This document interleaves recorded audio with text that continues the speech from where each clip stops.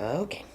Hi, my name is John Sendejar, and I am a city council candidate for an at-large seat on the November 6th election, and I would appreciate your support. All right. We were talking about the bond issue with Chaparral Street. Yes. What have you heard on it recently? Well, today is city council where it appears they're going to be recommending a 4.8 adoption plan, which appears to be cut back from the original. What I can see is that the lighting has been downgraded and maybe a few other areas. And I have to go back to the original voter language that was presented and the discussion that transpired as far as what we promised. And basically, the plan that was promised pretty much needs to be delivered to the voters and to the community, regardless of whether it was 12 months ago or 18 months ago. That is exactly what the voters voted on, and that design was conveyed to the voters at the time. So, if we are not fulfilling that, then I think it's up to staff to go back and find a way to fulfill that obligation, because that is exactly what the voters voted on and wanted. All right. I'm sure you know that I'm a famous tree hugger. And one of the things that a lot of us are very interested in, Surfrider Yes. has proposed a transaction fee for plastic bags. Yes. That means you go to the grocery store, you get a whole cart full of stuff, and if you want plastic bags, you pay $1. Or if you get one bag, you still pay $1. And that is your fee for impacting the environment, so to speak. Yeah.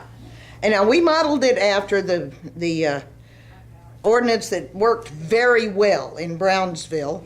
What do you, in February, they said, okay, we'll study it and we'll try an education of the people.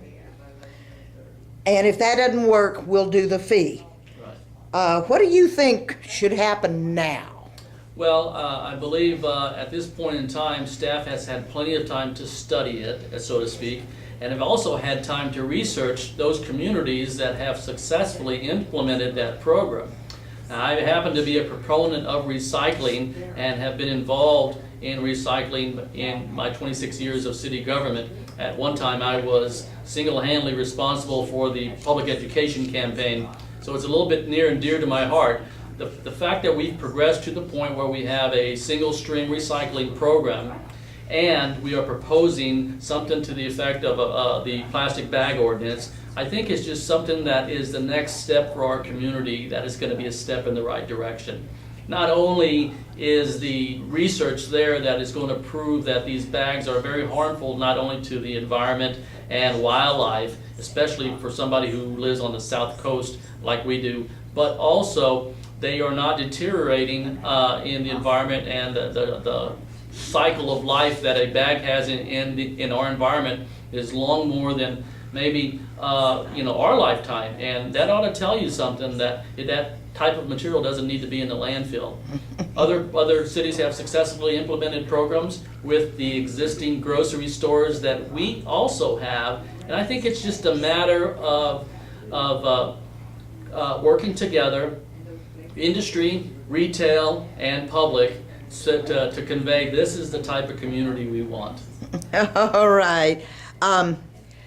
The other thing we were talking about, and I'm driving around town, which I do an awful lot of. I'm on my motorcycle, not all that happy on the freeway because the dust blowing up hurts. Yeah. But I've noticed an awful lot of really brown yards.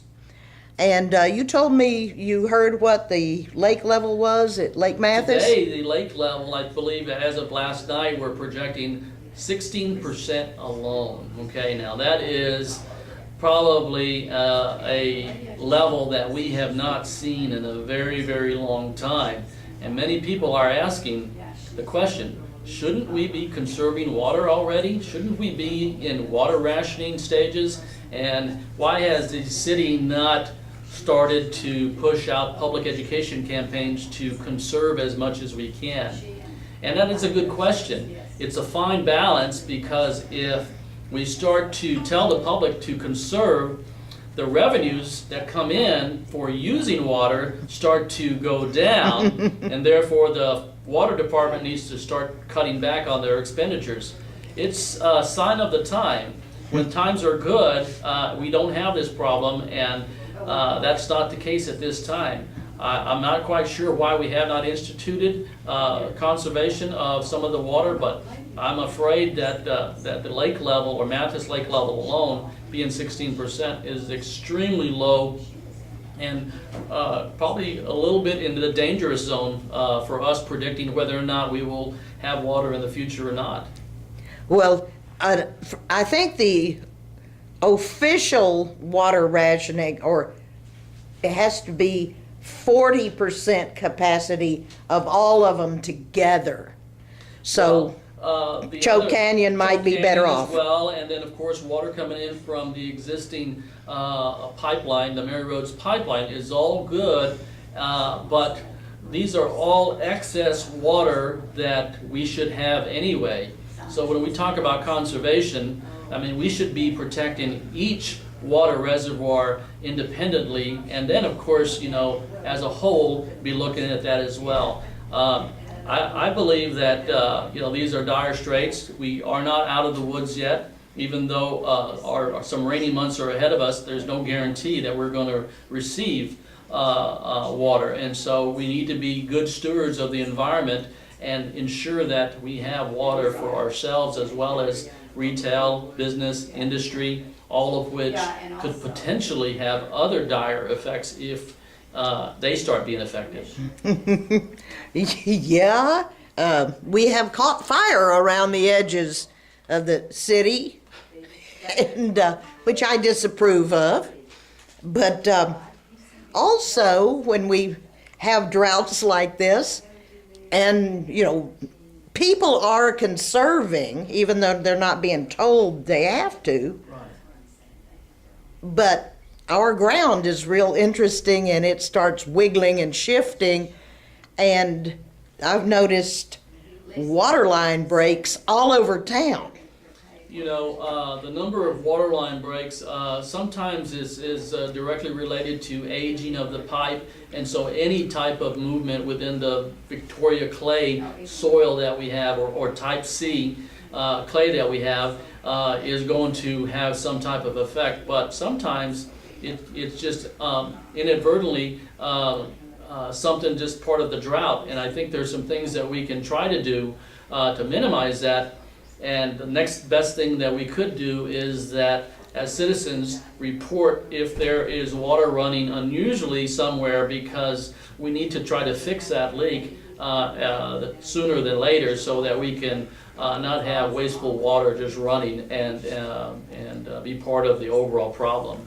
All righty. Well, I wish we had more time. I'm sure we could talk about what's going on for hours.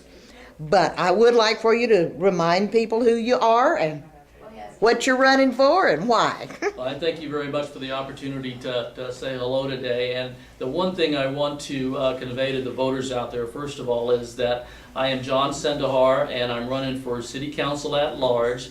And I am #1 on the ballot, and also your #1 trusted candidate. I've worked 26 years for the city of Corpus Christi and recently retired. And I've worked in all areas of government, and I believe I am going to be an asset to the voters. By the same token, you know, I'm going to be up there working for the bottom 90% of the voters and not the top 10%, Carolyn. I am working class. I want to represent working class, and I want to represent those individuals that day in, day out love this city but are concerned of who's behind those seats running the city day to day. And I'd like to be your representative on city council. Thank you. All right, thank you so much.